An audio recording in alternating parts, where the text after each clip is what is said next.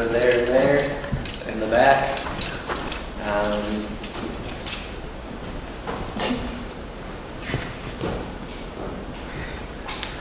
I'll give you a countdown, okay? How about that? Very good.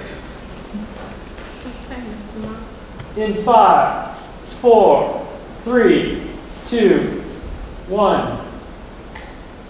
Once upon a time, in the mountains of Japan, a man lived alone in a small hut.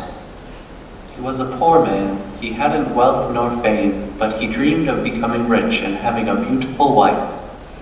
Every morning, he would go out and work on the farm. And every night, he returned to an empty home. One morning, before he left for the farm, he heard a distressed bird calling. Caw, caw. The man went outside to investigate. He looked around and saw a white crane lying on the ground with an arrow stuck in its wing. The man rushed out to save the bird. He picked up the crane and brought it to his porch. The man patched the crane's wounds. For the next 3 days, the man would go to sleep at night. And every morning, he would sit outside with the crane, speaking to it and caring for it like an old friend. On the 4th day, the crane flew away. The man was very upset. He waited all day for the crane to return. When night came, he decided to go inside and sleep. The man awoke the next morning to a knock on his door.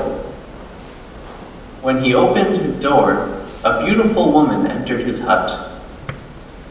He looked at the man. After a moment or two, she asked him to marry her. The man was so happy, he was jumping for joy.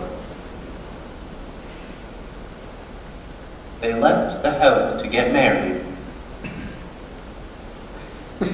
When they returned the next morning, the man couldn't help but think about wealth. He was so happy that he had a beautiful wife, but he wanted to be rich. He told his wife about what he wanted, and she told him she would weave beautiful fabric for him to sell, on the condition that he never watch her weave. He agreed, and his wife went to the back room to weave.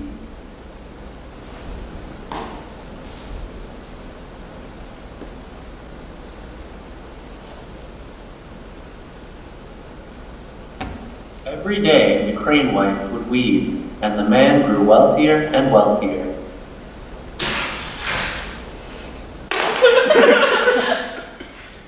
The crane's weaving came at a great personal cost. She used her own feathers to weave, and they quickly started to disappear.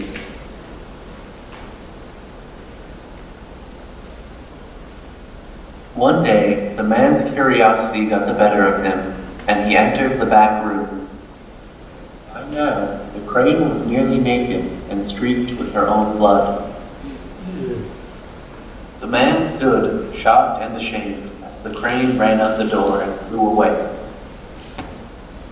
The man was very upset, and was then he realized all he really needed was his wife. He left behind his fortune and vowed only to return after finding his wife and making things up to her, if he ever truly could.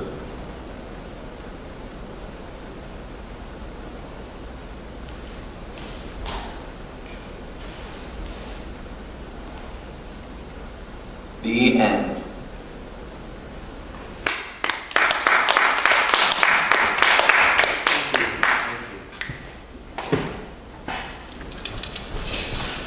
Okay, any questions? Any thoughts?